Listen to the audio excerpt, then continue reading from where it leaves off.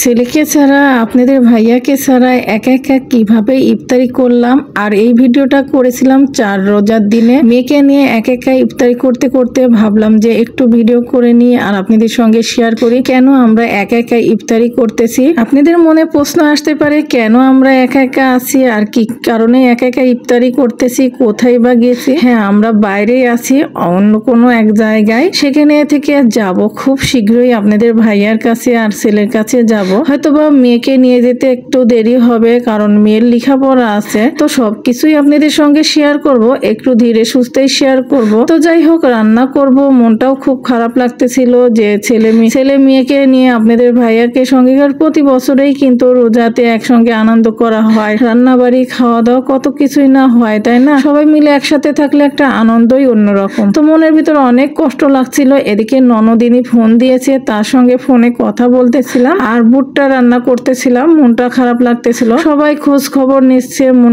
মনটার মধ্যে, তারপরেও খারাপ লাগছে। ছেলে আবার ভিডিও কল দিল, তার সঙ্গেও কথা বলতেছিলাম। আর এদিকে কথা বলতে বলতে একেবারে ইফতারি টাইম হয়ে গেছে। ইফতারির জন্য সবকিছুই আমি রেডি করে নিয়েছি মেয়ের সঙ্গে করে। তো সবকিছুই আপনাদের সঙ্গে একটু করে চলুন শেয়ার করি। আর আজকের ইফতারি এইগুলি আমার ছিল অল্প স্বল্প করে, যেহেতু নতুন জায়গা সেরকম কোনো জিনিসপত্র নাই, অল্প স্বল্প করে রান্না বাড়ি করতেছি। আর মা মেয়ে দুজনাই এখন ইফতারি করব। আর ছেলেকে আর আপনাদের ভাইয়াকে খুবই মিস করছি, মনে পড়তেছে, খুবই খারাপ লাগছে। কারণ ইনশাল্লাহ এটাও খারাপ লাগাটা কোনো ব্যাপার না, কারণ যে কোনো ব্যাপারে কিছু পেতে গেলে কিছু ছাড়তে হয়, তাই না? তার জন্য ভালো কিছুর জন্য একটু ছেড়ে থাকতেই হচ্ছে, কিচ্ছু করার নেই। তার জন্য এই তো। আর পরের দিনের ইফতারিটাও একটু সাজিয়ে নিয়েছি, সেটাও আপনাদের সঙ্গে একটু শেয়ার করে ফেললাম। যাই হোক, কিছু করার নেই, অল্প দিনের মধ্যেই আপনাদের ভাইয়ার কাছে আর ছেলের কাছে চলে যাব।